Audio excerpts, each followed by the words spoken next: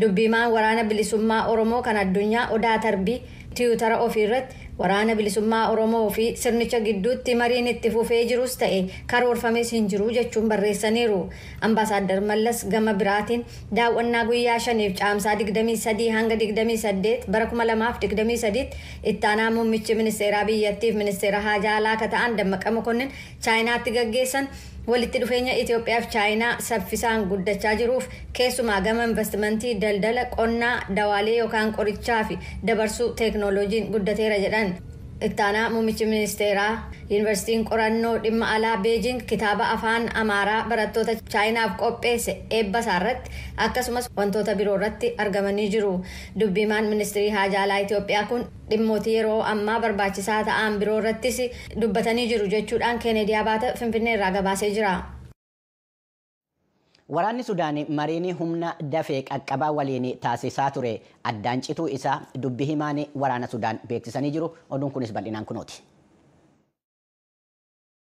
Qondaalli kun roobii har'aa akka jedhanitti tarkaanfiin kun kan fudhatame mormii humnootii saffisaa dhukaasa dhaabuu gargaarsa namoomaaf jecha tolfame irra deebi'anii cabsuu isaaniitiin akkasumas kanneen akka hospitaalotaa bu'uuraalee siviilotaa kan biroo magaalaa Kaartuum keessaa itti fufiinsaan qabachuu isaanii kan dabalatu ta'uu ibsaniiru. Kun kan ta'e immoo torbanneen hedduudhaaf waldhabdee gareewwan waraana Sudaan lamaan gidduu jiru maanguddummaan furuudhaaf hojjetaa akka turan Ameerikaa fi Saawud Arabiyaaf rakkootti ta'ee jira. Saawud Arabiyaanis ta'e Ameerikaan kanarratti yaada hatattamaa kennan hin jiru. Sudaan walakkeessa baatee ebila keessa waraana ishee fi kan humna saffisaa yookaan RSF jedhaman gidduutti lolli erga ka'ee booda jeequmsa keessatti fagaattee gadi bu'aa jirti. Yaadaan kan qoodame manni maree nageenyaa dhaabbata mootummoota gamtoomanii qoqqobbii meeshaa waraanaa Sudaan kibbaa irratti kanaan dura kaa'ee ture akka itti fufu murteessee jira. Gabaasa kanaafis jaallanne. Biyya haaraa addunyaa kanaa akka taate Sudaan kibbaa mormii ka dhageessifte yoo ta'u Raashaa, Chaayinaa fi biyyoonni Afrikaa 3 kanneen qoqqobbiin akka kaafamu gaaffii dhiyeessan sagalee kennuurraa of qusachuu isaaniitiin uggurri meeshaa waraanaa Sudaan kibbaa irratti yeroon isaa dheerate. Wixineen murtii ugguraa Yuunaayitid Isteetsi qopheessite kun kanaan dura caamsaa darbe sagaleen irratti kenname fudhatame sanaan wal fakkaataadha. Akka kanaanis sagalee deeggarsaa 10 mormiin lafa hin jirretti sagalee kanneen hin kennin hafan 5 uggurri kun ragga'ee jira. Murteen kun leenjii marsaa jalqabaa xumuruu fi humna tokkummaa hundeeffame eebbisiisuu dabalatee qaamolee waliigaltee aangoo qooddachuu bara 2018 karoorfameef hojiirra oolchuu keessatti guddinni jajjabeessaan argame simatee jira. Garuu jeequmsi cimee itti fufee jiru rakkoo siyaasaa nageenya rakkoo diinagdee fi gargaarsa namoomaa kutaalee biyyattii irra caalaa mudatee jira. Yaaddoo jedhu akka qabus ibsee jira. Pirezidaantiin Naajeeriyaa haaraan wixata darbe kakuu raawwachuudhaan aangoo qabatanii biyya isaanii heddummina uummataatiin beekamtu tokkoomsuudhaaf nageenya buusuudhaaf waadaa seenanii jiru. Gabaasni kun sittaanis ni dhiyaata. Maanguddoon umrii 71 haaraa pirezidaantii Naajeeriyaa ta'an Boolaa Tinuubuu jeneraalli waraana duraanii Maamuduu Buhaarii ka paartii wal fakkaataa keessaa yoo ta'an umriin isaanii 80tti aangoo gadhiisan. Buhaariin marsaa 2 erga bulchanii booda biyyattii galaana rakkoo diinagdee fi kan nageenyaa keessatti dhiisanii aangoo gadhiisan. Pirezidaantichi haaraan Tinuubuun tamsaasa kallattii magaalaa guddoo Abuujaa keessa ka jiru waltajjii Eagle jedhamurraa haasawaa dhageessisaniin akka pirezidaantii Riippaabilika Federaala Naayijeeriyaatti dirqama koo nan ba'a hojii koos hamma humna kootitti dhugaadhaan nan raawwadha kunis amanamummaa fi akkaataa heera mootummaatiin jedhan. Hoogganoonni biyyootii alaa fi bakka bu'oonni sirna kanarratti argaman pirezidaantota Afrikaa Kibbaa Cyril Ramaphosa, kan Ruwaandaa Paul Kagame fi kan Gaanaa Naanaa Akufo-Addo akkasumas jilli Yuunaayitid Isteetsi, Biriteenii fi Chaayinaa dabalatee argamaniiru. Kaashim Shettima itti aanaa pirezidaantii ta'uudhaaf kakatanii aangoo qabatanii jiran. Lamaanuu paartii biyya bulchaa jirurraa filannoo gaggeeffameen injifachuun isaanii labsame. Yakka dirqiidhaan gudeeduutiin himatamanii kamisa borii mana murtiitti dhiyaachuudhaaf kan jedhani hoogganaan paartii mormitootaa Seenegaalii jiraattonnii fi deeggartoonni isaanii magaala Daakaaritti akka mormiidhaaf bahan waamicha dhiyeessanii jiru. Haala seeraan alaa ta'een poolisiidhaan qabamuun isaanii kan ibsan Osummaan Soniikoo hoogganaan paartii Paastee Paatriyoot jedhamu yommuu ta'an paartiin isaanii qeeqa mootummaa Maaksaal irratti dhiyeessuun dargaggoota biratti deeggarsa hedduu akka qabanu himameera. Namni kun filannoo pirezidaantummaa bara 2019 taasifame irratti sadaffaa kan bahan yommuu ta'u, filannoo bara 2024 irratti hirmaachuudhaaf ibsanii himannaan amma isaan irratti dhiyaate akka isaan filannoo irratti hirmaachuu hin dandeenye gochuudhaaf shira siyaasaa isaan irratti hojjetamaa jiru ta'uu isaanii ibsaniiru. Namni waggaa 48 ta'an kun yommuu bara 2021 qabamanii hidhamanii turan hokkora uumameen namoonni 12 du'uun isaanii ni beekama. Gara oduu biraatti yommuu darbun immoo hanqinni wabii nyaataa cimaan biyyoolee 22 keessatti guddinaanis ciminaanis jiraachuu akka danda'u dhaabbanni mootummoota gamtoomanii akeekkachiisee jira. Oduu kana immoo kan bal'inaan nutti himtu jaallanneedha.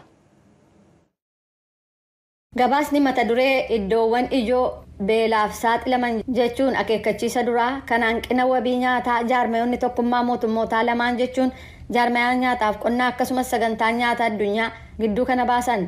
Kanaaf jecha bakkeewwan beelli cimaan hammaatuuf carraa guddaa qabutti lubbuuf jireenya baraaruuf akkasumas beelaa fi du'a ittisuuf tarkaanfiin gargaarsa namoomaa hatattamaa akka fudhatamu gaafatee jira. Kunis baatii waxabajjii kaasee hanga sadaasa bara 2023 akka ta'u ibsameera. Burkina Faso, Haiti, Mali, Sudaan, Afgaanistaan, Naayijeeriyaa, Soomaaliyaa, Sudaan Kibbaa fi Yemen sadarkaa akeekkachiisa olaanaatti ol guddataniiru. Riippaabilikiin Afrikaa Waaltaa, Riippaabilikiin Deemokiraatawaa Koongoo, Itiyoophiyaa, Keeniyaa, Paakistaanii fi Riippaabilikiin Araba Siiriyaa bakkeewwan yaaddoo guddaan jiru jechuun akeekkachiisee gara Maayinaamaarittis babal'ateera jedheera.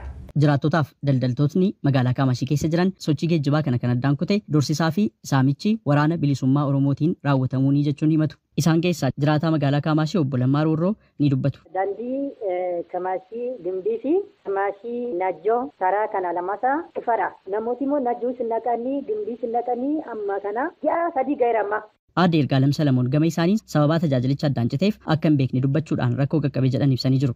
እንግዲህ አስቤዛዎች የሚገቡልን ግብአቶች በአጠቃላይ ግብአት የሚገባልን wantootni mana keessatti dhimma baanuu fi galteewwan hunduu kan nuuf seenan naannoo sanarraati. Sun dhaabbachuu isaarraan kan ka'e tokkoffaa hawaasni baasii humnaa oliif saaxilameera. Wantootni bu'uuraa karaa soosaa waan naanna'anii dhufaniif baasii sana hunda nutu haguuga. Dabalataanis naannichi gammoojjii waan ta'eef uummatni weerara busaatiin rakkataa jira. Sababaa qorichi haala gaateen hin galleef rakkoo hedduudhaaf saaxilamneerra jechuun dubbatan.